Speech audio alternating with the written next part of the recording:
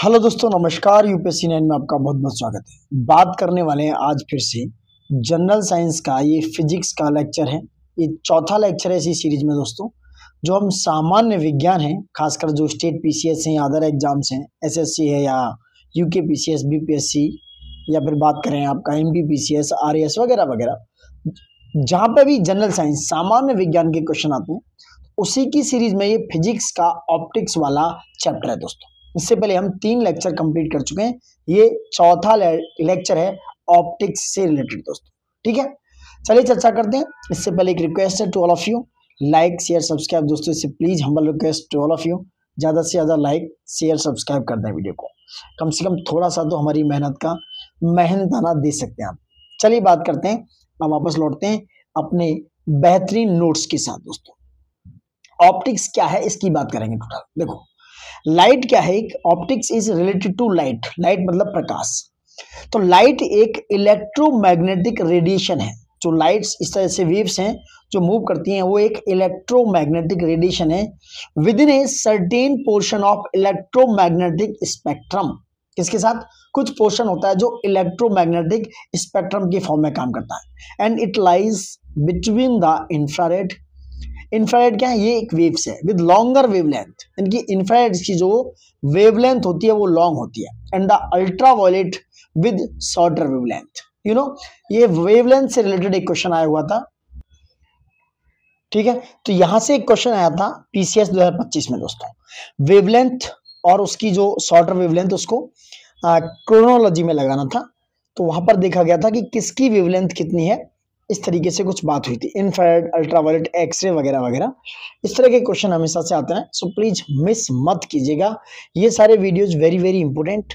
Optics से question आ ही जाता है हमेशा, क्योंकि यहाँ थोड़ा कंफ्यूजिंग है इसलिए आ जाता है। चलिए लौटते हैं वापस। तो इंफ्रारेड जो है उसकी वेवलेंथ कैसी होती है? लंबी होती है। और अल्ट्रावायलेट जो होती है उसकी जो वेवलेंथ है वो शॉर्टर होती है। वही बात करें फ्रीक्वेंसीज की, तो इंफ्रारेड की फ्रीक्वेंसी इसके जस्ट अपोजिट है।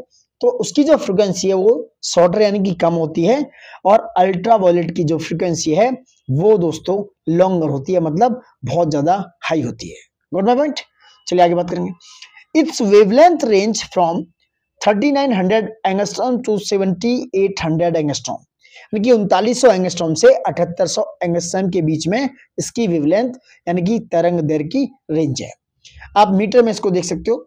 4 इंटू 10⁻⁻7 से लेकर 7 इंटू 10⁻⁻7 मीटर तक होती है। Got my point? And it is invisible. कैसी होती है? Invisible in itself but helps in visibility of matter. ये खुद में इनविजिबल होती है, बट ये दोस्तों दूसरे की हेल्प करती है। मतलब कैसे? जो मैटर है उसकी विजिबिलिटी में हेल्प करती है दोस्तों। And it travels in a straight line and it can travel through vacuum. Light जो है दोस्तों वैक्यूम में भी ट्रेवल कर सकती है। But you know one thing about that, sound waves जो ध्वनि तरंगें होती हैं, they can not travel into the vacuum. समझ रहे आप? Light waves can travel the vacuum. Light wave जो है वैक्यूम में भी ट्रेवल कर सकती हैं। बट यहां पॉइंट ये है कि साउंड वेव्स ऐसा नहीं कर सकती, क्योंकि साउंड वेव्स के लिए कोई ना कोई मीडियम चाहिए। उनको मूव करने के लिए, ट्रेवल करने के लिए कोई ना कोई मीडियम की आवश्यकता होती है। Now you can say light has dual nature. Light जो है डुअल नेचर की प्रकृति रखती है। कौन कौन सा? Number 1 particle nature, that is number 1 particle in nature. दूसरा वेव नेचर। जो पार्टिकल नेचर है और दूसरा वेव नेचर। तो जो पार्टिकल नेचर है वो कैसे बिहेव कर सकता है? It behaves in the form of particles. जैसे वो कण होते हैं इस तरीके से, इस फॉर्म में वो बिहेव करता है। और वेव क्या है? ये वेव्स के फॉर्म में बिहेव करती है। वेव्स मतलब इस तरीके से, इस तरीके से। समझ रहे मेरी बात? Got my point? चलिए, now we are talking about speed of light in different mediums. यहां से क्वेश्चन बहुत बार स्टेट पीसीएस में, इवन यूपीएससी में भी पूछा गया कि भाई स्पीड ऑफ लाइट का डिफरेंट डिफरेंट मीडियम में क्या क्या हो सकती है, यानी कि लाइट की स्पीड क्या क्या है, कैसे इस पर मीडियम का इंपैक्ट पड़ता है। चलिए बात करते हैं। देखिए, जो एक एवरेज है, एक अगर बात करें यूनिवर्सल जो स्पीड ऑफ लाइट है वैक्यूम में, वो होती है 3 इंटू 10⁸ मीटर पर सेकेंड। कितनी है? 3 इंटू 10⁸ मीटर पर सेकेंड इसकी यूनिट है। तो वैक्यूम में जो लाइट की स्पीड है दैट इज 3 × 10⁻, यानी कि 3 गुणा 10⁸ मीटर पर सेकेंड होती है। समझ रहे हैं? तो वैक्यूम में इसकी स्पीड ज्यादा है कंपैरेटिवली टू वाटर। वाटर में इसकी स्पीड मानी जाएगी 2 × 10⁸ मीटर पर सेकेंड, यानी कि 2.25 × 10⁸ मीटर पर सेकेंड। ग्लास में कैसे कहेंगे? ग्लास में और कम है, 2 × 10⁸ मीटर पर सेकेंड। वहीं डायमंड में और कम है, 1.24 × 10⁸ मीटर पर सेकेंड। आप देख सकते हैं कि वैक्यूम में अगर देखा जाए तो लाइट की स्पीड ज्यादा है, वाटर में थोड़ी कम, ग्लास में उससे कम, और डायमंड में सबसे कम। यानी कि सबसे हार्डेस्ट, सबसे कठोर है यहाँ डायमंड, उसमें लाइट की स्पीड सबसे कम है। और डायमंड से कम जो अगर देखा जाए कम हार्ड है वो है ग्लास, उसमें थोड़ी सी कम, तो थोड़ी सी ज्यादा डायमंड से ज्यादा है, वाटर से कम है।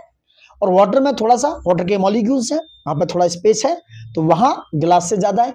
बट वैक्यूम में उसके लिए पूरा स्पेस है मूव करने के लिए। सो वैक्यूम में स्पीड की लाइट होती है 3 × 10⁸, यानी कि 3 × 10⁸ मीटर पर सेकेंड। Got my point? चलिए, above chart shown that light speed differ in the different medium, you can see light speed is maximum in vacuum। Question arise होगा कि भाई कौन से मीडियम में लाइट की स्पीड सबसे मैक्सिमम होती है? That is vacuum. किसमें? वैक्यूम में। अब बात करेंगे रिफ्रैक्ट इंडेक्स। क्या है? रिफ्रैक्टिव इंडेक्स की। क्या है refractive index? Light speed is less in a medium with the high refractive index. समझ रहे हैं आप? जो लाइट स्पीड है वो कम होगी किसी मीडियम में अगर उसका रिफ्रैक्टिव इंडेक्स अगर ज्यादा है तो। Got my point? चलिए आगे बात करेंगे। ठीक है, तो the refractive index of a medium is mu and light speed is u and c that medium and vacuum respectively, then mu equal to c upon u. Light की जो initial speed है वो यू है। ठीक है, ये देख सकते हो, तो ये फॉर्मूला बन जाएगा इस तरह के, देख सकते हो।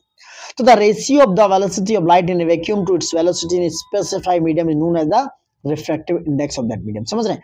अब यहाँ रिफ्रैक्टिव इंडेक्स की ये डेफिनेशन है, यानी कि the ratio of the velocity of light in a vacuum to its velocity in a specified medium is known as the refractive index. समझ रहे हैं? जो लाइट में जो वेलोसिटी है वैक्यूम में, जो लाइट की वेलोसिटी है, सॉरी, जो वैक्यूम में लाइट की वेलोसिटी है, उसका रेशियो किसी एक स्पेसिफिक मीडियम में, चाहे वो कांच हो सकता है, ग्लास है, या डायमंड है, या पानी है, उसके साथ एक रेशियो में रखा जाए तो वो आपका रिफ्रैक्टिव इंडेक्स निकल के आता है। और ये इसको म्यू से रिप्रेजेंट करते हैं। Now we can see like that refractive index of water is 1.33 and refractive index of glass is 1.50. So now it's represented by Greek letter mu. Since the light speed is maximum in vacuum, so the value of the refractive index of any medium is always more than 1. मेरी बात समझ रहे हैं आप? इसका जो vacuum में relation है, तो उसका जो मीडियम का जो रिफ्रैक्टिव इंडेक्स होगा वैक्यूम का, वो 1 होगा, यानी कि 1 से ज्यादा होगा। So now you can say refractive index is also called optical density. क्यों है दोस्तों? क्योंकि वो हमेशा किसी भी मीडियम का रिफ्रैक्टिव इंडेक्स 1 से ज्यादा होगा, क्योंकि refractive index of any medium is always more than 1। So now refractive index को ऑप्टिकल डेंसिटी भी कह सकते हैं।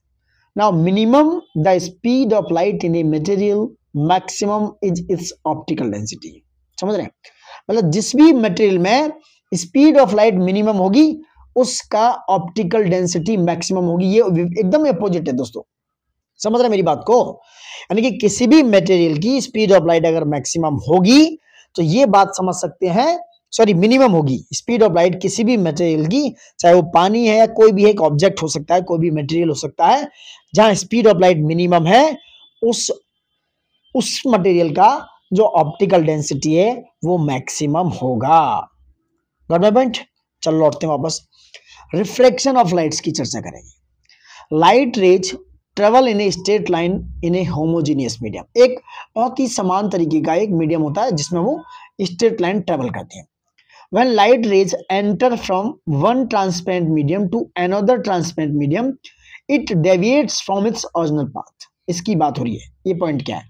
यानी कि कोई भी लाइट रेज है, जब वो एक ट्रांसपेरेंट मीडियम से किसी दूसरे ट्रांसपेरेंट मीडियम में दोस्तों वो क्या करती है? ट्रेवल करती है, एंटर करती है, तो वहां से थोड़ी सी डेविएट हो जाती है, थोड़ी सी विचलित हो जाती है। मतलब ये कोई मीडियम है, यहाँ से वो ऐसे जा रही है, ऐसे जा रही है, अब वो थोड़ी सी क्या है, डेविएट हो सकती है, थोड़ी सी बदल सकती है, उसकी ओरिजिनल पाथ से थोड़ा सा चेंज आ सकता है, कहने का मतलब है, समझने वाली बात है यहाँ पे सिर्फ। So now this phenomena is called refraction. यही फिनोमेना क्या कहलाता है, रिफ्रैक्शन कहलाता है। The light rays passing in the first medium is called incident rays. जो पहले मीडियम है उन्हें इंसिडेंट रेज कहते हैं। Now light rays which enter into next medium is called refractive rays. मतलब पहले मीडियम में वो इंसिडेंट रेज कहलाएंगी और दूसरे मीडियम में जो नेक्स्ट मीडियम में वो एंटर करेंगी that is called refractive rays. Got my point. दो रेज होती हैं, इंसिडेंट और रिफ्रैक्टिव। पहले मीडियम में इंसिडेंट, दूसरे में रिफ्रैक्टिव रेज कहलाती है। Got it. चलिए नेक्स्ट बात करेंगे। Got it. चलिए इंसिडेंट पॉइंट क्या है? It is the point eight which A light rays enters in an optical system. ये हो गया। एंगल ऑफ इंसिडेंस देखिए, ये आया हुआ क्वेश्चन है। Angle of incidence is the angle between A ray incident on a surface and the line perpendicular to the surface at the point of incidence called the normal. ये angle of incidence कहलाता है। Angle of refraction, it is the angle between the normal line and the refractive ray on the surface. ये कहलाता है angle of refraction। दोस्तों एक experiment हुआ, it has been observed when light ray enter from low density medium।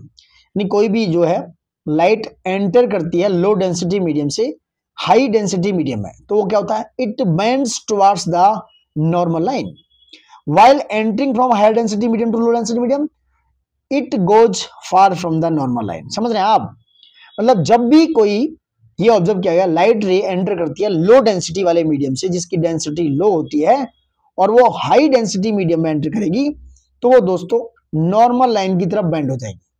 और जब वो high density medium से लो डेंसिटी मीडियम की तरफ एंटर करेगी तो वो दोस्तों क्या होगी, नॉर्मल लाइन से दूर चली जाएगी। ये इसमें बताया गया है, आप देख सकते हो। This is the normal line और this is the low density and high density medium. This is the incident ray which can represent by i and this is the refractive index, sorry ray. This is थोड़ी सी bend हो जाती है, ये थोड़ी bend हो जाती है जैसे कि मैंने बताया था। ये पूरा एग्जाम्पल है। चलिए लौटते हैं इधर, इधर आ जाते हैं, क्या हो सकता है और भी चीजें हैं। अब एग्जाम्पल देखो, रिफ्रैक्टिव फिनोमेना के एग्जाम्पल से ही क्वेश्चन आता है, थ्योरी नहीं पूछ रहा है आपसे, वो एग्जाम्पल से ही पूछने को होगा। अच्छा और भी ऊपर यहाँ पर एक और है, यहाँ एक और है। कैसे? वो ये इन्होंने कहा था कि अगर वो यहाँ पर ऊपर उधर देखा था लो डेंसिटी मीडियम था, तो वो ये इधर आ रही थी, ऐसे करके थी। अब इधर क्या है, हाई डेंसिटी मीडियम से आई है और वो लो डेंसिटी मीडियम में जा रही है, तो वो क्या होगा, दूर चली जाएगी थोड़ी सी, किससे, नॉर्मल लाइन से दूर चली जाएगी, ऐसा उन्होंने बोला था। लेकिन यहाँ पर लो डेंसिटी मीडियम था और यहाँ हाई डेंसिटी मीडियम था, तो ये वाली लाइन बन रही थी, मतलब कि वो नॉर्मल लाइन की तरफ बेंड हो जाएगी। Got my point. ये पूरा फिनोमेना समझाया मैंने। अब एग्जांपल समझ लो। अगर आपको अच्छा लग रहा है वीडियो, मैं समझा पा रहा हूँ, आप तक अपनी बात रख पा रहा हूँ, request to all of you, like share subscribe बिल्कुल भी मत करना भूलिए दोस्तों। ज्यादा से ज्यादा लाइक शेयर सब्सक्राइब है, ज्यादा से ज्यादा लाइक शेयर सब्सक्राइब करें और इस पर 1K व्यूज तो आने चाहिए। इससे request to all of you, बार बार रिक्वेस्ट कर रहा हूँ, इतना पहुंच ही नहीं रहा दोस्तों। चलिए वापस सोचते हैं, एग्जांपल्स पे बात करेंगे, रिफ्रैक्टिव फिनोमेना के एग्जांपल्स पे। क्या है, एन इमर्स रॉड, कोई इमर्स रॉड है, मतलब डूबी रॉड है किसी वाटर में, मतलब वाटर में, इस तरीके से मैं बना देता हूँ। ये कोई यहाँ पर है, ये पानी भरा हुआ है दोस्तों, यहाँ पर ये रॉड थोड़ी सी डूबी हुई है। Immerse rod in water seems small and bent at the surface, तो वो सरफेस की तरफ थोड़ी झुकी हुई, ऐसे करके झुकी हुई प्रतीत होती है। When it is observed from outside, जब आप बाहर से देखते हो तो वो सरफेस की तरफ थोड़ी झुकी हुई प्रतीत होती है, ऐसा ये कह रहे हैं, और छोटी प्रतीत होती है, थोड़ी इस तरीके से स्मॉल दिखती है। This is phenomena of refractiveness. ये एग्जांपल किसका है, रिफ्रैक्टिव फिनोमेना है। समझ रहे हैं? नेक्स्ट देखिए, कोई कॉइन है with in a pot with water seems above from its original position, तो ऐसा दिखता है, कोई सिक्का है वो नीचे पड़ा हुआ है, तो वो दिखेगा नहीं ऊपर की तरफ है। जब आप उसमें हाथ डालेंगे अपना, तो वो अंदर जाके उसकी गहराई का अंदाजा लगता है। सो ये कह रहे हैं कि ये भी एक रिफ्रैक्टिव फिनोमेना है। कलर चेंज कर लो, थोड़ा सा एक कर लेता हूं, ये भी एक रिफ्रैक्टिव फिनोमेना है।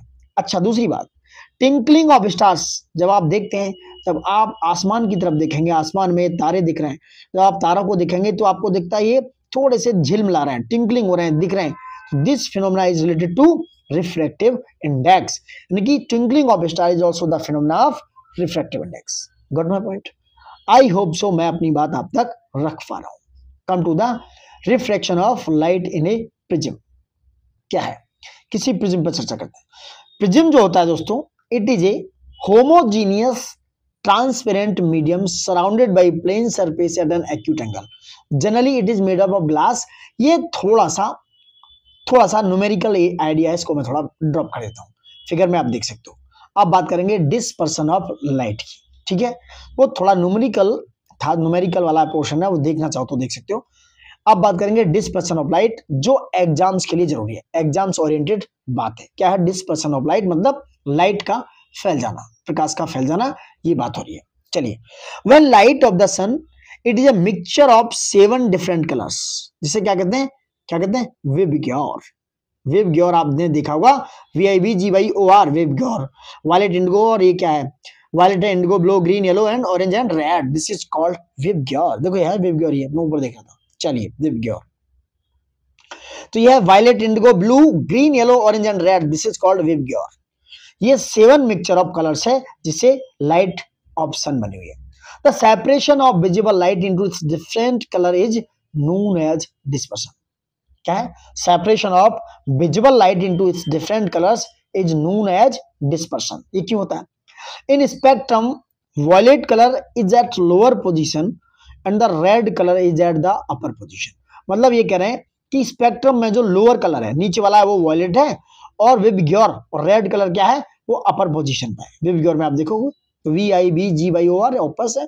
वॉयलेट कहाँ है, लोअर पोजीशन पर, और रेड जो है अपर पोजीशन पर क्या है, हुआ है, मतलब है वहां पर। It shows that violet rays disperse maximum. इसका मतलब पता क्या है, इसका मतलब है मेरे दोस्तों कि जो वॉयलेट कलर है वो क्या है, it shows the violet rays disperse maximum. मतलब जो वॉयलेट कलर है ये सबसे ज्यादा डिस्पर्स करेगा, सबसे ज्यादा फैलाव दिखाता है। मतलब वॉयलेट जो है लोअर पोजीशन पर है, तो इसमें सबसे ज्यादा डिस्पर्शन देखने को मिलेगा। एंड डिस्पर्सन ऑफ रेड रे इज मिनिमम, और रे का मतलब है ये अपर पोजीशन पर है, तो इसमें डिस्पर्सन यानी कि बिखराव कम होता है। जब भी आपने देखा होगा कि चाहे वो रेलगाड़ी की बत्ती हो, चाहे वो आप मतलब रोड पे जो भी रेड लाइट होती है वो रेड ही होती है। क्यों? इसमें डिस्पर्शन कम है, तो दूर से ये आसानी से दिखाई दे जाती है। ये मेरा मन है। तो ये हो गया विबग्योर, जिसका क्या है, डिस्पर्शन ज्यादा है, डिस्पर्शन मैक्सिमम है, और रेड है, इसका डिस्पर्शन मिनिमम है। ये पूछा जा सकता है। And the speed of different colours of light are same in vacuum. मतलब जितने भी कलर हैं उनकी स्पीड क्या है, सेम है। And in the air but differs in matters. समझ रहे हैं? स्पीड जो है डिफरेंट कलर्स ऑफ लाइट जो है वो वैक्यूम में और एयर में सेम है, बट मैटर्स में अलग अलग है। जो मैटर्स हैं उनमें डिफरेंट है, बट वैक्यूम एंड एयर में वो सेम है। समझ रहे हैं? वैक्यूम एंड एयर में।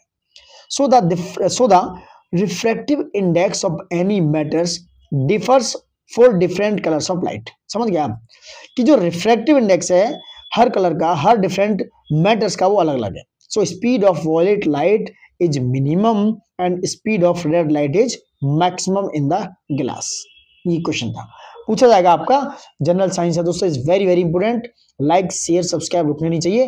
अब आते हैं वापस। तो स्पीड ऑफ जो वॉयलेट है, बैगनी लाइट है, उसकी मिनिमम है, और जो स्पीड ऑफ रेड लाइट है वो मैक्सिमम है ग्लास में।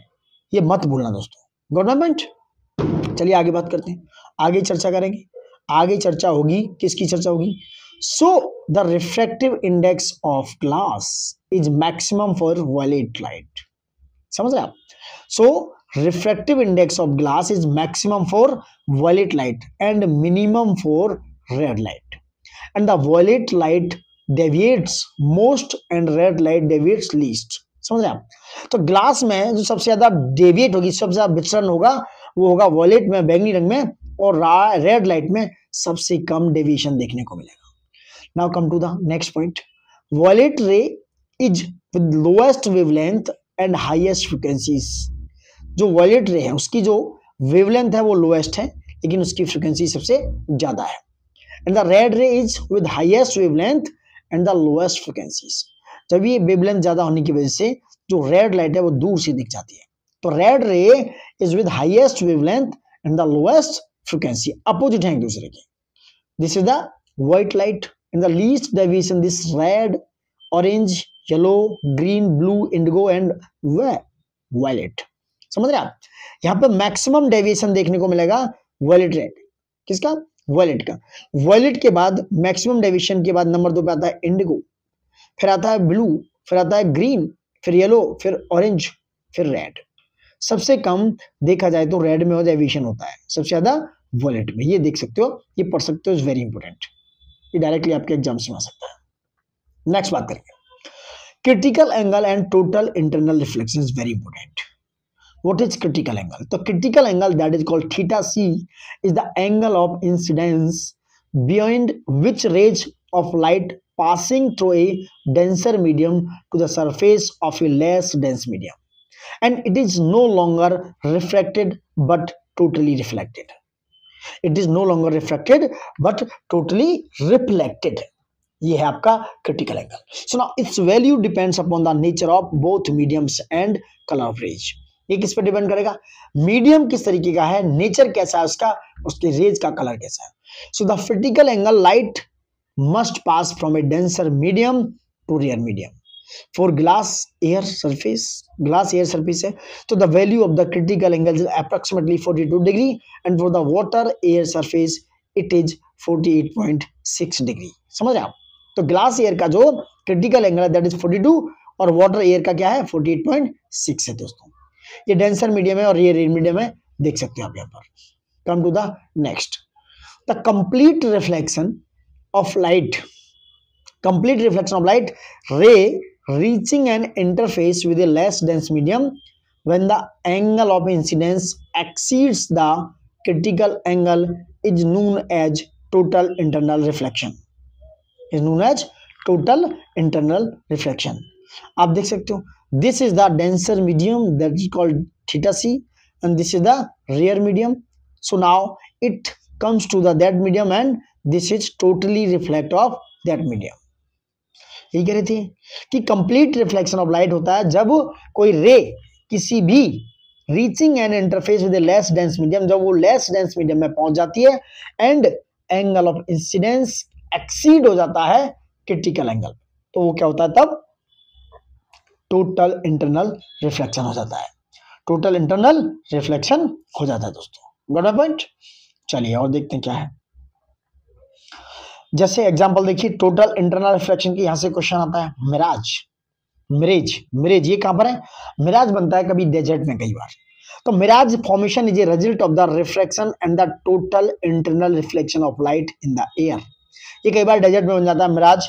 ये जो फॉर्मेशन होता है मिराज का, ये रिफ्रैक्शन का एक रिजल्ट है और टोटल इंटरनल रिफ्लेक्शन जो लाइट का होता है एयर में, उसका एक रिजल्ट के कारण मिराज जैसी सिचुएशन या मिराज जैसी फॉर्मेशन होती है।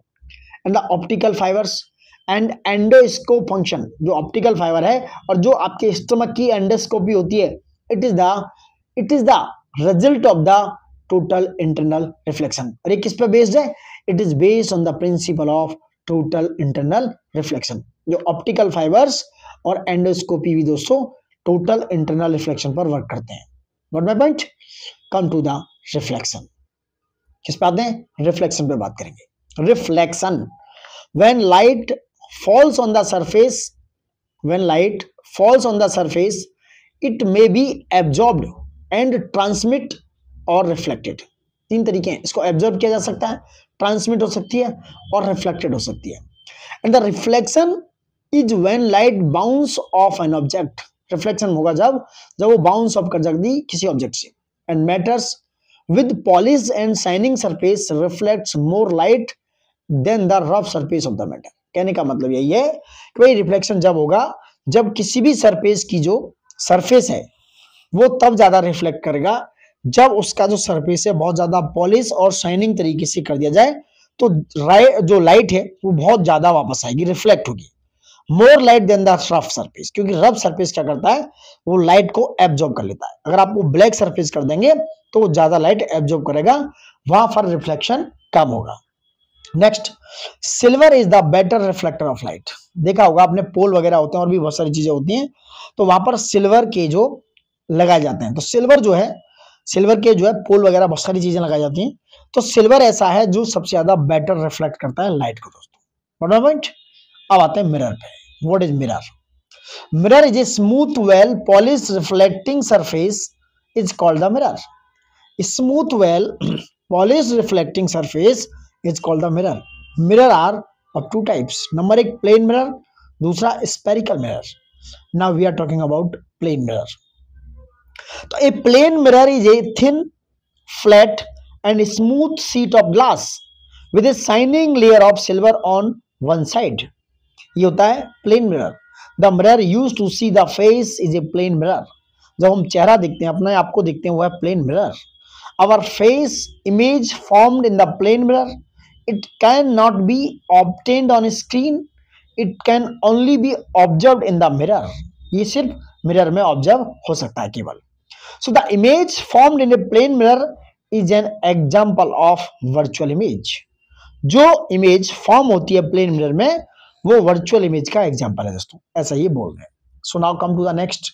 सच an image is also known as imaginary और अनरियल इमेज। तो इस इमेज को क्या कहेंगे? That is called imaginary and unreal image. The size of the image formed in the mirror is just equal to the size of the object. जो size जो होगा image का, वो क्या होगा? जो वही फॉर्म करेगा मिरर में जो साइज ऑफ द ऑब्जेक्ट होगा, उसी के इक्वल होगा दोस्तों। And the image and objects are at the same distance from the mirror at opposite sides. The image is a laterally inverted mirror image of the object. If a person is reflected in a plane mirror, the image of his right hand appears to be the left hand of the image. समझा? जो image है वो mirror image के inverted बनती है, उस object की, sorry, दो इमेज लिटरली क्या है, वो इन्वर्टेड होगी mirror image of the object की। कोई पर्सन है प्लेन मिरर में रिफ्लेक्ट होता है अगर, तो image of his right hand appear to with the left hand. जो इमेज में, यानी कि आप अगर शीशे में अपने आप को देखते हो, कहने का मतलब है, तो वो मिरर में आपका सीधा हाथ राइट हैंड, वो लेफ्ट हैंड दिखेगा, वो लेफ्ट हैंड की इमेज को प्रिटेंड करेगा, ऐसा ये कहना चाह रहा है, हिंदी में समझो फिलहाल। Come to the spherical mirror. Spherical mirror क्या है दोस्तों? ये ऑप्टिक्स की बात कर रहा हूं मैं पूरी। स्पेरिकल मिरर पे आते हैं।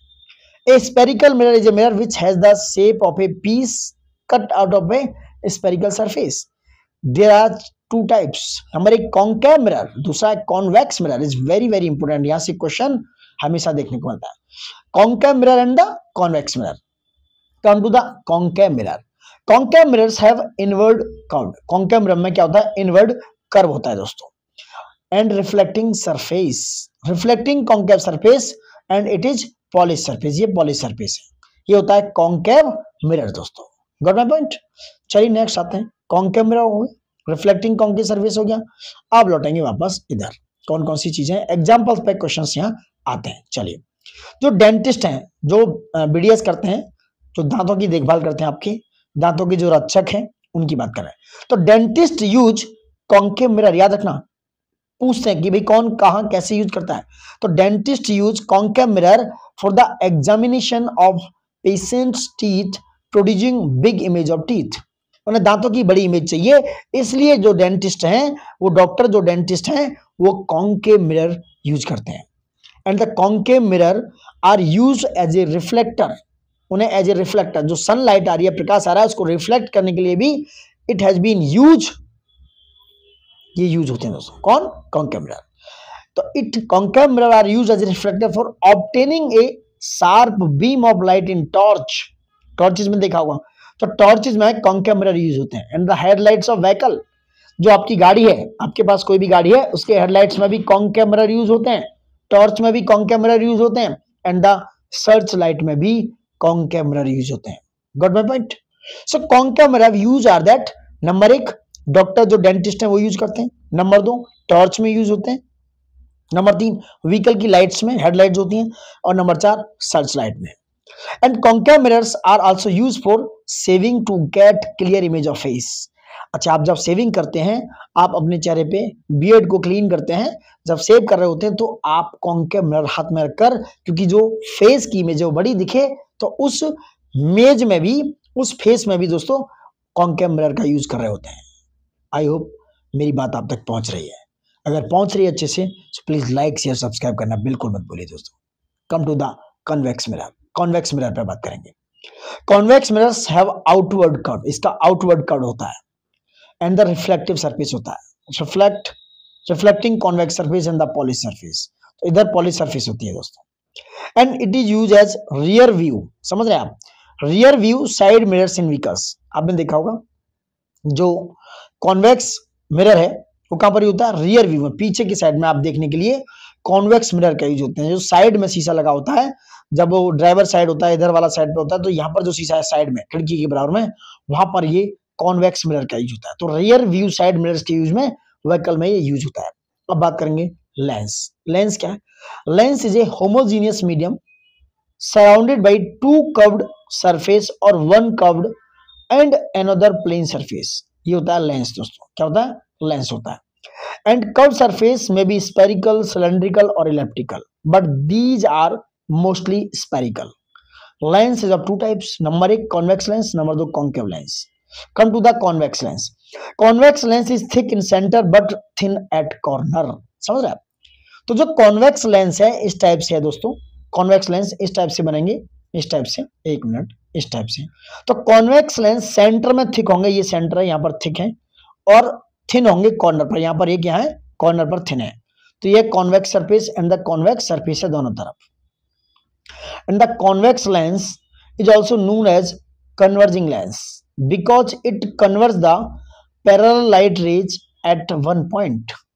Its focal length is positive. Objects appear closer and larger and their image are real and inverted through a convex lens. And the convex lens is used to correct far-sightedness. मतलब जब आप दूर दृष्टि के लिए यूज करते हैं तब वहां कॉन्वेक्स लेंस यूज करते हैं। मतलब दूर दृष्टि में आप देखते हैं तब आप फॉर साइडनेस के लिए, दूर के लिए कॉन्वेक्स लेंस का यूज करते हैं। That is called hypermetropia.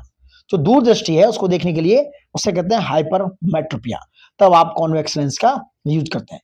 N eye defect in which near objects are not clearly visible but long distance objects are clearly visible. कहना ये चाहते हैं कि भाई जो दूर दृष्टि है, फॉर साइटेडनेस है, वहां पर क्या होता है, जो नियर ऑब्जेक्ट्स है वो क्लियर नहीं, पास वाला ऑब्जेक्ट क्लियर दिखाई नहीं देता है, और जो लंबी दूरी पर, डिस्टेंस पर ऑब्जेक्ट होते हैं वो बहुत क्लियर विजिबल दिखाई देते हैं।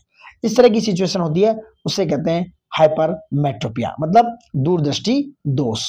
कम टू द कॉन्केव लेंस। क्या है कॉन्केव लेंस पे बात करेंगे। Concave lens, concave lens is thin at the centre but thick at the corner. देख रहे हैं आप, ये कॉर्नर पर थिक है बट सेंटर में ये थिन है दोस्तों। ये है कॉन्केव सरफेस या कॉन्केव लेंस की बात हो रही है। It is also known as the divergent lens because it diverges the parallel light rays and its focal length is negative. तो इसकी focal length negative है। Objects appear smaller and farther through the concave lens and their image are virtual. जो इसकी image बनती है वो virtual होती है दोस्तों। Got point. देखो एक एक चीज को हम बेहतरीन तरीके से बता रहे हैं। लाइक शेयर सब्सक्राइब दोस्तों ज्यादा से ज्यादा कीजिए, जिससे हमें भी आपसे थोड़ा सा प्यार मिले। चलिए, कॉन्केव लेंस, जो कॉन्केव लेंस है, it is use to correct near sightedness, that is called myopia. जब भी आपको मायोपिया जैसी बीमारी होती है, मतलब आपको जो निकट दृष्टि दोष होता है, नियर साइटेडनेस होती है, उसे सही करने के लिए कॉन्केव लेंस का यूज किया जाता है। अब ये नियर साइटेडनेस क्या है? ये एक ऐसा आई डिफेक्ट है जो far objects are not clearly visible but near objects are clearly visible. मतलब इसमें क्या होता है, दूर की जो वस्तु है वो क्लियर कट नहीं दिखती है और पास की वस्तुएं बहुत क्लियरली विजिबल होती है। ये होता है क्या, नियर साइटेडनेस। और इसको करेक्ट करने के लिए इसे मायोपिया भी बोलते हैं। नियर मतलब मायोपिया, और इसे सही करने के लिए कॉन्केव लेंस का यूज होता है। Come to the point, that is scattering. बात करेंगे स्कैटरिंग की। स्कैटरिंग ऐसा फिनोमेना है by which a beam of light is redirected in many different directions. जब वो रीडायरेक्ट होती है बहुत सारे डिफरेंट डायरेक्शन से, बहुत सारे डायरेक्शन से रीडायरेक्ट होती है, उससे कहते हैं beam of light. When it interacts with A particle of matter, और जब वो इंटरेक्ट करती है पार्टिकल्स ऑफ मैटर से। Scattering occurs when A particle of light is fully absorbed and then emitted, while reflection is when a wave particle is simply reflected off the surface without interacting. ये होता है scattering. The light of shorter wavelength is scattered much more than the light of longer wavelength. तो जो light of shorter wavelength, जो shorter wavelength की light है वो ज्यादा स्कैटर होगी दोस्तों, जो लॉन्गर वेवलेंथ लाइट होगी उससे कहीं ज्यादा। And the colour of sky appears to blue due to the scattering of light. Question ये आता है कि भाई आकाश का रंग नीला क्यों है? तो नीला होने की वजह है भैया स्कैटरिंग ऑफ लाइट, यानी लाइट का स्कैटर हो जाना, ये स्काई कलर ब्लू कर देता है। कैसा कर देता है? ब्लू कर देता है। Got my point? अब आ गए हम क्वेश्चन बैंक पे, क्वेश्चन आंसर है इनकी बात करेंगे डिटेल में। Got it? अब लौटते हैं भैया क्वेश्चन आंसर पे। क्या है क्वेश्चन आंसर? देखिए क्या कहता है आपका question. Which of the following radiation has the highest energy per quantum, मतलब एक क्वांटम में सबसे ज्यादा एनर्जी इसमें से कौन से रेडिएशन में होगी, ये पूछ रहे हैं।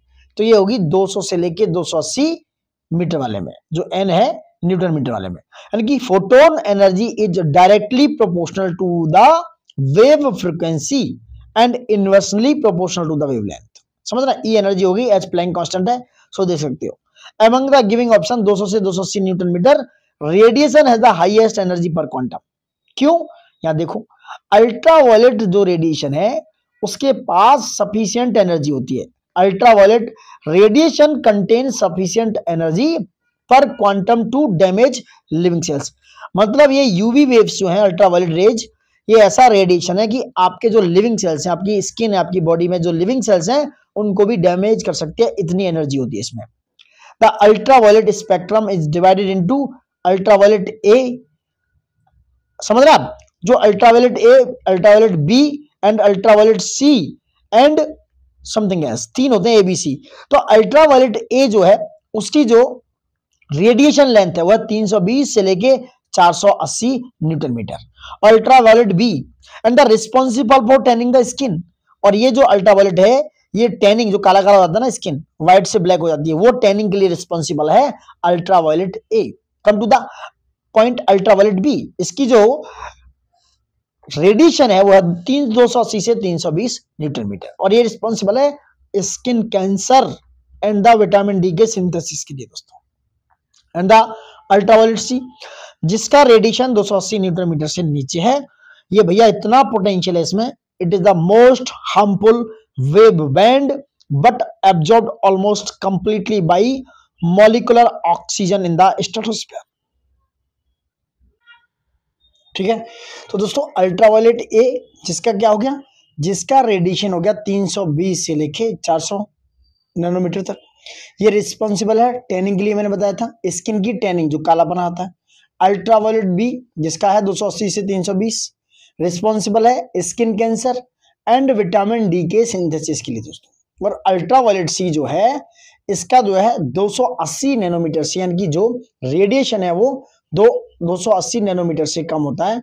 It is potentially the most harmful wave band but absorbed almost completely by molecular oxygen in the atmosphere. जो ओजोन होता है यानी ऑक्सीजन के जो मॉलिक्यूलर हैं उसके द्वारा अल्ट्रावायलेट सी को पूरी तरह एब्जॉर्ब कर लिया जाता है। ये उसी की बात कर रहे हैं जो ऑक्सीजन के मॉलिक्यूल्स हैं। Got my point?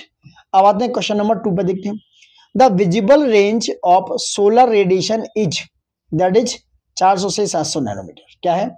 The electromagnetic spectrum encompasses all type of radiation. समझ रहे हैं? उसके पास क्या है? सारे टाइप का रेडिएशन होता है। The part of the spectrum that reach earth from the sun is between the 100 nanometre to 10⁻⁶ nanometre. This band is broken into 3 range. Number 1 infrared above, infrared होता है। नंबर 1 इंफ्रारेड जो 700 nanometre से ऊपर होता है। Visible होता है 400 से 700 नैनोमीटर। अल्ट्रावायलेट ये 400 से बिलो होता है, नीचे होता है। समझ रहे हैं आप? इंफ्रारेड जो होता है 700 नैनोमीटर से ऊपर होता है, विजिबल होता है 400 से 700 नैनोमीटर, और जो अल्ट्रावायलेट है वो 400 नैनोमीटर से बिलो रहता है दोस्तों। Got my point? ये सारी कहानी है इस इलेक्ट्रोमैग्नेटिक स्पेक्ट्रम की। नेक्स्ट बात करेंगे। अब नेक्स्ट आते हैं, नेक्स्ट क्वेश्चंस पे क्या है इसकी चर्चा करेंगे दोस्तों। अब क्वेश्चन आंसर पाएंगे जिससे कि आप तक ये पहुंच पाए। थोड़ा छोटा कर लेते हैं, थोड़ा देखने में अच्छा लगेगा। चलिए बात करेंगे क्या है। क्वेश्चन नंबर 3 है the wavelength extension of visible light is, that is between 390 to 780 nanometre. जो विजिबल लाइट है उसकी जो वेवलेंथ है उसका एक्सटेंशन कितना है? 390 से 780 नैनोमीटर। विजुअल लाइट, जो विजुअल लाइट है is the part of electromagnetic radiation which can be seen by human eyes. तो जो विजुअल लाइट है उसको ह्यूमन आइज के द्वारा, नंगी आंखों के द्वारा देखा जा सकता है। विजुअल लाइट है it is usually defined as having wavelength range of 400 से 700 नैनोमीटर, यानी 4000 से 7000 एंगस्ट्रॉम के बीच में होती है, between the infrared and ultraviolet.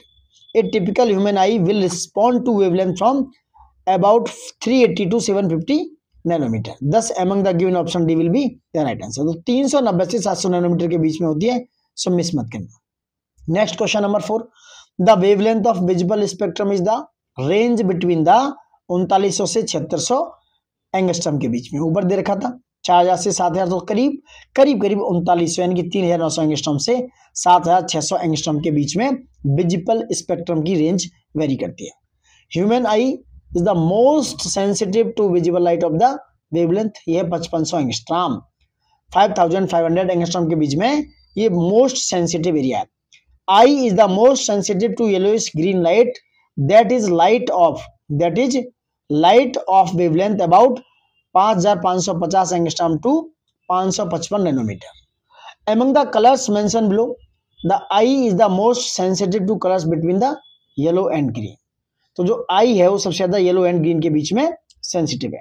In normal light condition जो होती है, photo receptor cells in human eyes are most sensitive to colours between the wavelength of 530 to 570 nanometre. The sensitivity of our eyes is most for yellowish green colour. Got my point. Next बात करेंगे, which of the following statement is not correct, इनमें से कौन सा correct नहीं है। तो B, human eye becomes most sensitive for red colour, ऐसा नहीं है, ये गलत है। Human ear becomes most sensitive at 1000 hertz, मतलब 1000 हर्ट्ज की फ्रिक्वेंसी है, तो जो ह्यूमन के ईयर है, कान है, वो बहुत ज्यादा सेंसिटिव हो सकते हैं। Persistence of hearing is 1/10 second, जो परसिस्टेंस है सुनने की क्षमता 1/10 सेकेंड है, और विजन है 1/16 सेकेंड। ये तीनों सही है, बाकी बी जो है सही नहीं दोस्तों। Human ear is the most sensitive to sound between the 1000 and 5000 hertz के बीच में, बहुत ज्यादा सेंसिटिव है।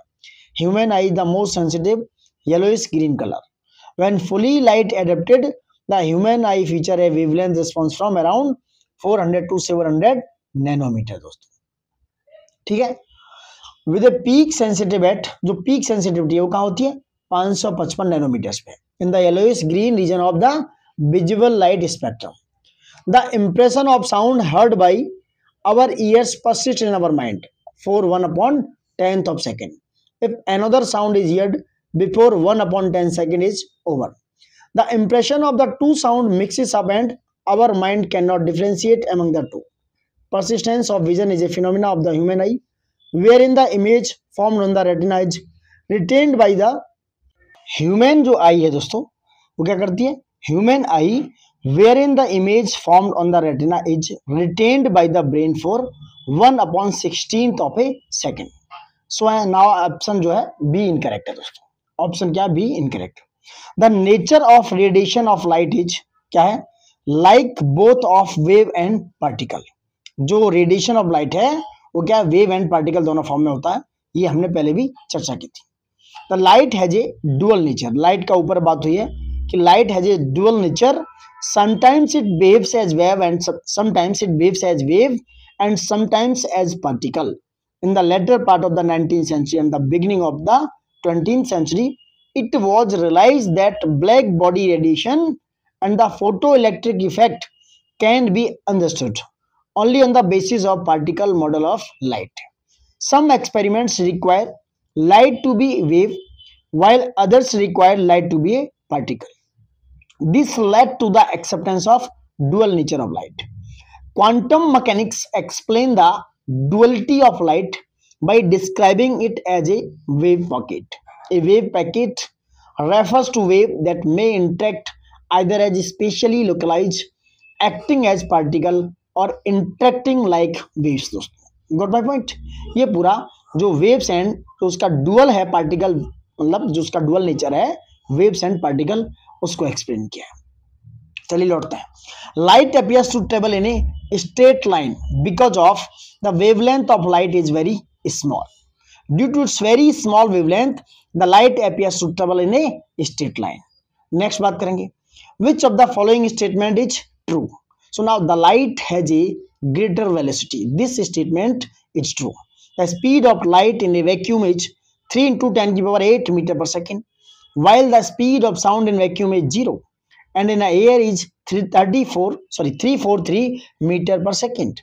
The speed of light in glass is 2 into 10 to the power 8 meter per second. ये मैंने ऊपर बात की है, so you can watch it again. चलिए नेक्स्ट बात करेंगे. The speed of light in vacuum is nearly, that is 3 into 10 to the power 8 meter per second. The speed of light, you can see, again repeat question है. The speed of light in air depends on density. देखो question यहाँ है कि density पे भी depend करता है, और sometimes it depend on pressure, temperature and density. The speed of light depends on the optical density of the medium, जो ट्रांसपेरेंट है, in which it is travelling. The optical density of a medium is not the same as its physical density, which refers to the mass and volume ratio.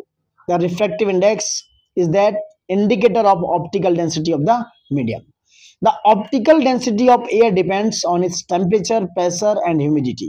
Hence, the speed of light in air depends on its optical density, temperature and pressure. Atmospheric refraction जो है, that is called mirage. It happens due to change in these gradients. Got my point? Next देखेंगे. Velocity of light is maximum in vacuum. The speed of light in a vacuum is maximum, that is c equal to 3 into 10 to the power 8 meter per second. The speed of light decreases gradually in optically denser mediums like water or glass. It is least in diamond. It is least in diamond दोस्तों. Next देखेंगे. Light travels at a maximum speed in vacuum. Next, the speed of light will be minimum while passing through a glass. मैंने पहले भी बात की है, देखो repeated question है IAS का एंड BPSC का question. The speed of light will be minimum while passing through glass. Got it? चलिए नेक्स्ट बात करते हैं. 17 पे आते हैं. अच्छा, इसका एक्सप्लेनेशन देख लेते हैं एक बार क्या है. Any of the objects or material which has the highest refractive index has the minimum speed of light. The glass has the highest refractive index among the given option. Hence, among the given option, the speed of light will be minimum while passing through glass. दोस्तों next बात करेंगे. The time taken to reach the sunlight up to the surface of Earth is approximately 8.5 minutes. The sunlight takes about 499 seconds or about 8.3 minutes to reach to the Earth. So now C is the right answer. Light from the sun reaches Earth in about 8 minutes. Next बात करेंगे. The sunlight from the sun to the Earth reaches in 8 minutes. Which of the following has the highest velocity? That is light. Now you can see that ये ऊपर भी बात की है. Nothing can travel faster than the speed of light.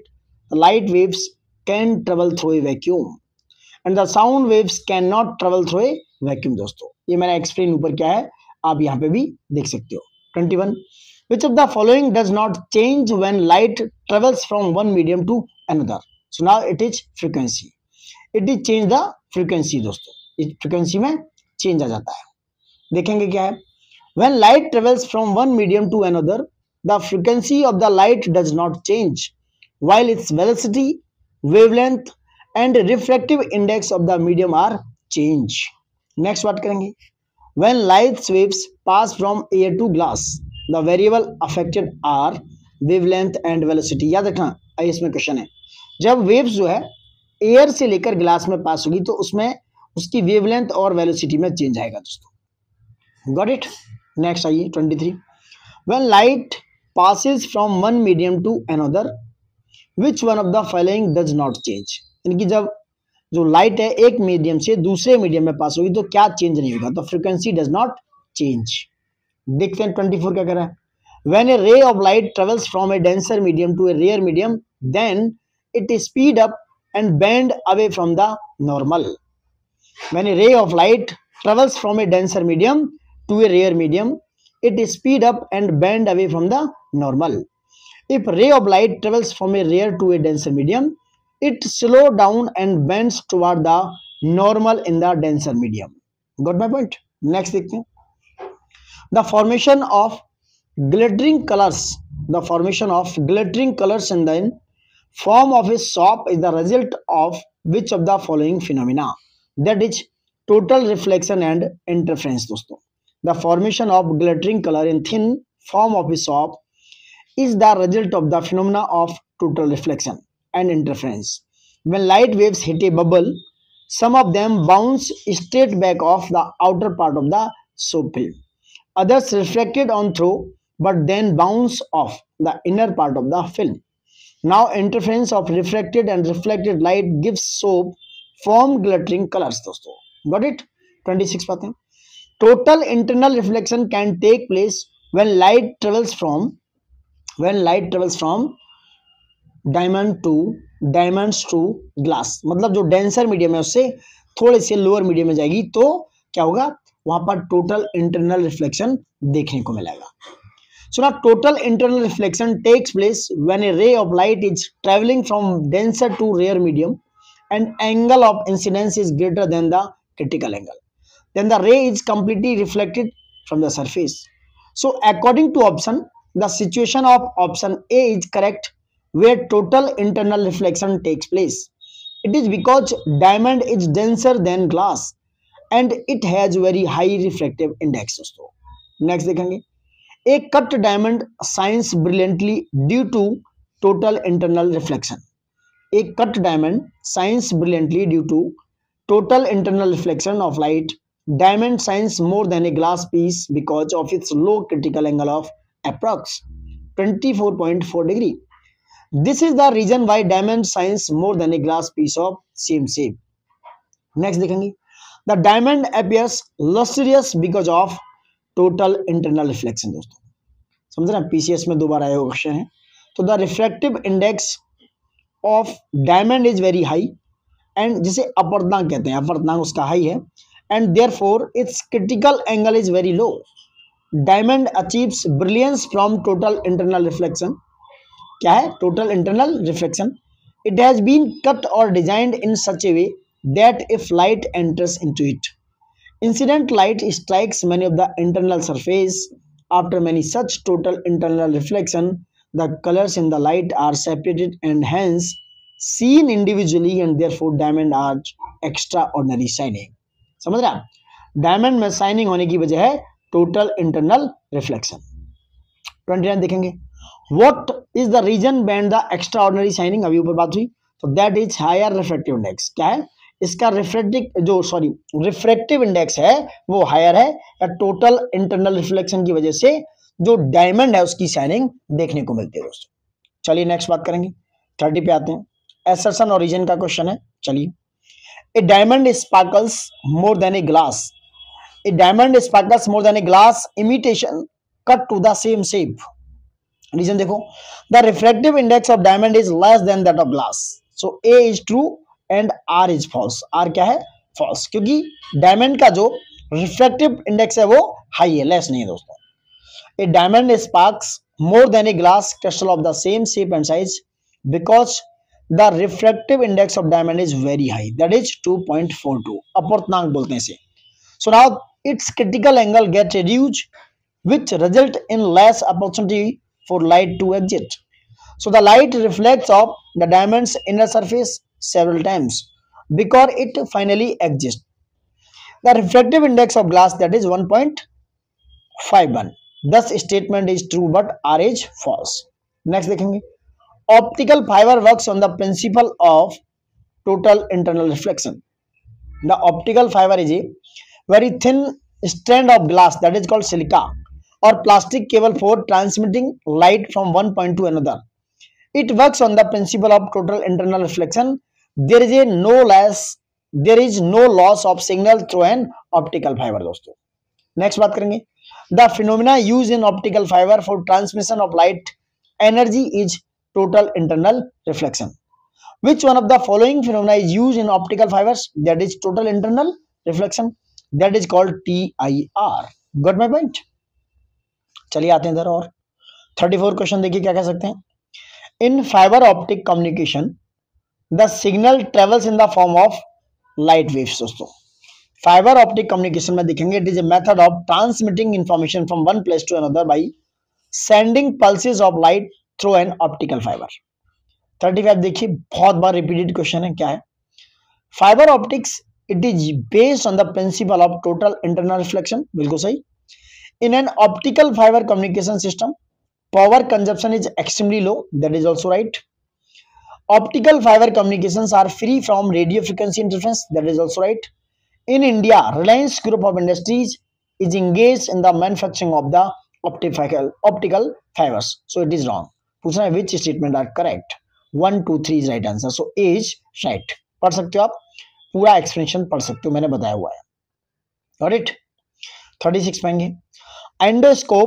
Endoscopy या endoscope used by the doctors for examine the inside of patient stomach works on the principle of total internal reflection of light। दोस्तों, endoscopes are widely used to examine the interior of hollow organ or cavity of the body.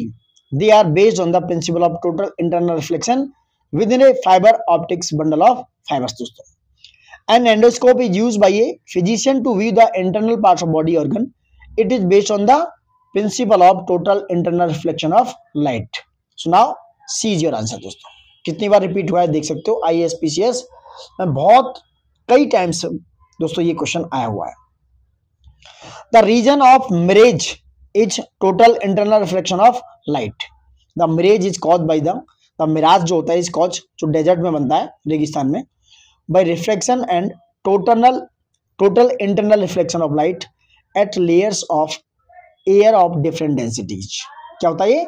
It is the layer of air of different densities. In desert area the successive upper layer is denser, जो ऊपर की layer है ऐसे ऐसे जो बनी हुई है वो डेंसर होती है, देन दोज बिलो जो नीचे वाली लेयर है इनसे क्या होगी, ये वाली डेंसर होगी। Due to terrestrial heating a ray of light coming from a distance object like the top of a tree gets refracted from a denser to a rare medium. Consequently, the refractive ray bends away from the normal until at a particular layer. The light is incident at an angle greater than the critical angle. So now at this stage, the incident ray suffers total internal reflection and enter the eye of the observer. It appears as if an inverted image of the tree। दोस्तों, got my point? चलिए next बात करेंगे। Mirage formation is an example of total internal reflection. दोस्तों, next देखेंगे 40 क्या है? Consider the following natural phenomena. क्या है?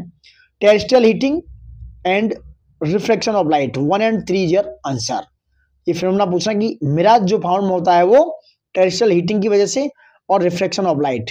यहाँ पर टोटल इंटरनल रिफ्लेक्शन भी एक वजह हो सकती है बट वो है नहीं। So now 1 and 3 is your answer. Got my point? चलिए नेक्स्ट बात करेंगे, क्या है? चलिए वापस आते हैं क्वेश्चन नंबर। देखिए कितने क्वेश्चन आए, वेरी वेरी इंपोर्टेंट। ऑप्टिक्स जो है बहुत ही इंपोर्टेंट है। Which one of the following reflects back more sunlight as compare to other 3? That is land covered with fresh snow.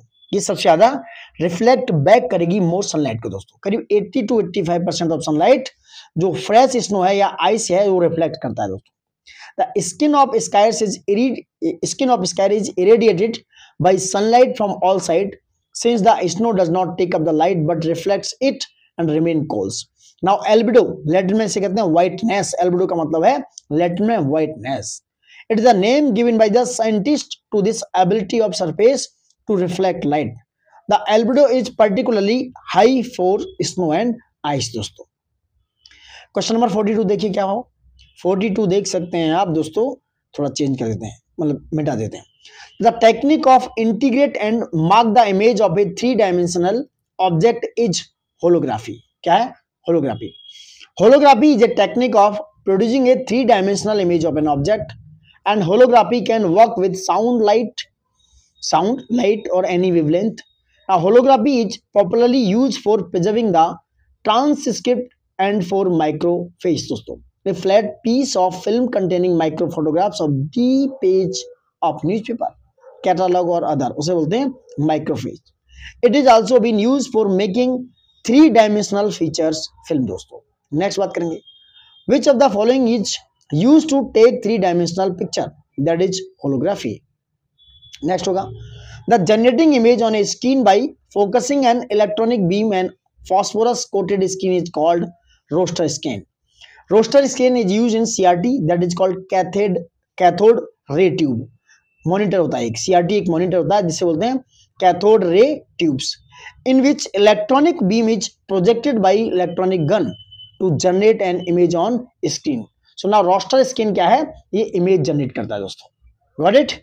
चलिए आगे आते हैं, अब बात करेंगे रमन इफेक्ट पे।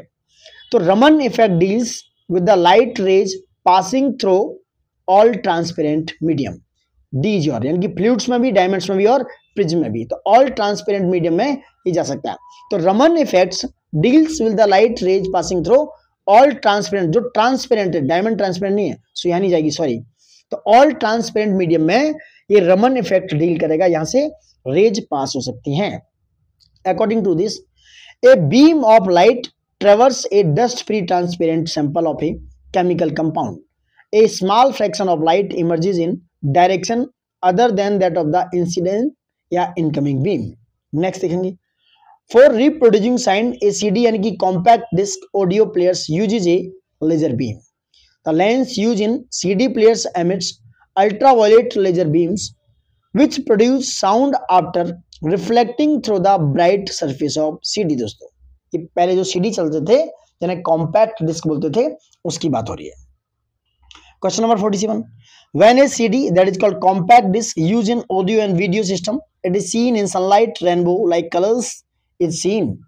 This can be explain on the basis of the phenomena of reflection and diffraction. दोस्तों यहाँ पर रिफ्लेक्शन एंड डिफ्रैक्शन में देखने को मिलता है। Got my point. When a CD or compact disc is viewed in sunlight, rainbow-like colors is seen. To understand this phenomena, one has to understand the construction of a CD. A CD is a thin, circular disc of metal and plastic. It is actually made of 3 layers. Most of a CD is made from a tough, brittle plastic called polycarbonate. Sandwiched in the middle, there is a thin layer of aluminum. Finally, on the top of the aluminum, it is a protective layer of plastic and lacquers. It acts like a thin film which is responsible for reflection and diffraction of light. दोस्तों got my point। 48 पे देखेंगे, light of longer wavelength, it is scattered much more than the light of shorter wavelength. Second क्या है, the speed of visible light in water is 0.95 times the speed in vacuum. So now next, हाँ correct पूछा इसमें, इसमें question है। Next है, radio waves are produced by rapidly oscillating electrical currents. To detect the overspeeding vehicles, police use the Doppler effect of reflected short radio waves. So answer is D। 3 और 4 is right, first and second wrong है दोस्तों, क्योंकि radio waves produce होती हैं भाई rapidly oscillating electrical current के द्वारा। Same क्या है, जब भी व्हीकल ओवर स्पीड करता है तो डिटेक्ट करता है किसके द्वारा, पुलिस जब उसको डिटेक्ट करती है उसमें डॉपलर इफेक्ट की वजह से रिफ्लेक्ट होती हैं short radio waves. So 3 and 4 is right, 1 and 2 गलत है। लाइट ऑफ लॉन्गर वेवलेंथ ये क्या है, स्कैटर्ड मच मोर, नहीं नॉट मच स्कैटर्ड, फर्स्ट गलत और सेकंड भी गलत। अब इसका एक्सप्लेनेशन देख लो, अच्छा क्वेश्चन है। As we know that the scatter और deviation, hence the light of shorter wavelength यानी कि higher refractive index वो is scattered much more, जिसका refractive index ज्यादा होगा वो ज्यादा scattered होगी than the light of longer wavelength. The speed of visible light in water that is 2.25 into 10 की power 8 meter per second and the speed of light in vacuum that is 3 into 10 की power 8 meter per second. So now it is clear that the speed of visible light is water is 0.75 times the speed of light in vacuum. So the statement first and second are wrong और third and fourth are correct. 49 दिखेंगे क्या है, in a motion picture usually 24 frames are projected every second over the whole length of film. Reason क्या है, an image formed on the retina of eye persists for about 0.1 second after the removal of the stimulus. correct, C is the right answer. A true है, R false है दोस्तों। IAS 2000 में question है, A correct है, R false है। Because the image formed on the retina of a eye persists for about 1/16 of a second after the removal of stimulus. जैसे ही आपके आगे अंधेरा आता है तो उसको 1/16 सेकंड लगते हैं आपको आंख को परसिस्ट करने के लिए किसी भी इमेज को दोस्तों। In human eyes light rays get transfer into neural impulses at retina. कहां पर? वो रेटिना पर इंपल्स होती है, ट्रांसफॉर्म होती है। जो विजुअल रिसेप्शन है, it occurs at the retina where photo receptor cells called cones and rods give an image colour and shadow. The image is transduced into neural impulse and then transferred through the optic nerve to the brain for processing. The brain then interpret the signal allowing us to see। दोस्तों got my point? वो allow करते हैं। 51 देखेंगे। The image formed on retina is smaller than object but inverted। very important question है, PCS में दोबारा आया हुआ है। smaller than object but inverted। The image formed on retina is real, inverted and small than object। The signals for image formation are sent via the optic nerve to the brain, which ultimately process the image and allow us to see. However, the image formed on the retina is inverted, but on the basis of our experiences, we see a straight image। दोस्तों got it? Next बात करेंगे। Which type of image of an object is formed by an eye lens of the retina that is inverted and real? got my point? Next बात करेंगे। The principal reason why it is better to have two eyes than one is that it enhances distance and depth perception in us। It enhances distance and depth perception in us। देखेंगे human beings have stereoscopic vision। दोस्तों जिसे बोलते हैं stereopsis। It means having eyes at the front of their head, the two eyes are a few centimeters apart from each other। Due to this, two eyes see the same object from two slightly different angles and send two slightly different images to the brain। The brain combines the two images to build a three-dimensional pictures of the object, and we can judge the depth and distance of the object more accurately। got my point? Next बात करेंगे। 54 direct viewing of sun during total solar eclipse. जब solar eclipse पड़ता है, सूर्य ग्रहण होता है, उसकी बात हो रही है। It causes irreversible damage to eyes. The retinal burn is caused by which one of the following components of the sun rays is ultraviolet. Sun rays is ultraviolet. वो अल्ट्रावायलेट की वजह से डैमेज हो सकती है, ये बात कही है दोस्तों इसमें। चलिए, the only time that sun can be view with the naked eye is during a total eclipse when the moon completely covers the disc of the sun. But it is never safe to look at a partial or annular eclipse or the partial phase of a total solar eclipse without proper equipment and techniques। Failure to use proper observing method may result in permanent eye damage or severe visual loss caused by the ultraviolet radiation। दोस्तों got my point? चलिए next होगा 55 The color of the star is an indication of its temperature। PCS में 3 बार आया हुआ question है। The colour of the stars reflect the age and temperature of stars. Colours is reflected from the fusion. Important है, colours is reflected from the fusion reaction which indicate the temperature. If the temperature is high then the star is young. The star will be the blue during young stage which indicates high temperature. If star is red the temperature is low. दोस्तों next बात करेंगे क्या होगा। ठीक है दोस्तों, अब question number आते हैं 56 पे। क्या है ये? देखो थोड़ा लेंदी है, अभी इसके क्वेश्चन आंसर करेंगे नेक्स्ट वीडियो में। अभी ये कर लेते हैं 57 यानी कि 58 तक, उसके बाद आगे बढ़ेंगे 59 से आगे बढ़ेंगे। चलिए देखते हैं 56 क्या है, बढ़ते हैं। Diffusion of light in the atmosphere takes place due to dust particles. जो डिफ्यूजन होता है उसके पीछे वजह होती है डस्ट पार्टिकल, क्योंकि sunlight is the mixture of different colours. When it passes through the atmosphere, it is scattered by the air molecules, particles of dust and other subtle material which are present in the pathway। दोस्तों next देखेंगे, diffusion of light in the atmosphere takes place due to the dust particle। दोस्तों next देखो, the color of light is determined by its wavelength। मैंने पहले ही बात किया, जो colour है वो वेवलेंथ के द्वारा डिटरमाइन होता है। The color of light, it is determined by its wavelength। Different colors have different wavelength in the visible spectrum of light। The wavelength of red color is largest and violet color has the shortest wavelength, जो विविग्योर होता है, जो मैंने ऊपर भी explanation में बात की थी नोट्स में दोस्तों। विविग्योर में सबसे ज्यादा शॉर्टेस्ट होती है वेवलेंथ किसकी, वायलेट कलर की, और सबसे ज्यादा जो वेवलेंथ होती है लार्जेस्ट वो होती है रेड कलर की। तो यहाँ तक हम बने रहते हैं। नेक्स्ट वीडियो में बात करेंगे 59 क्वेश्चन से दोस्तों, क्योंकि ये बहुत ज्यादा ही लंबे वीडियोज हैं, बहुत ज्यादा क्वेश्चन आंसर हैं, तो नेक्स्ट वीडियो में चर्चा करेंगे। सबसे रिक्वेस्ट है कि ज्यादा से ज्यादा लाइक शेयर सब्सक्राइब करें और हमें थोड़ा सा मोरल सपोर्ट दिखाएं, थोड़ा सा प्यार दें, जिससे हमारी फैमिली तेजी से बढ़े और आप सब तक ही हमारा प्यार बना रहे। चलिए, thank you for watching it. जय हिंद दोस्तों, good luck for your upcoming exams. Bye bye, take care.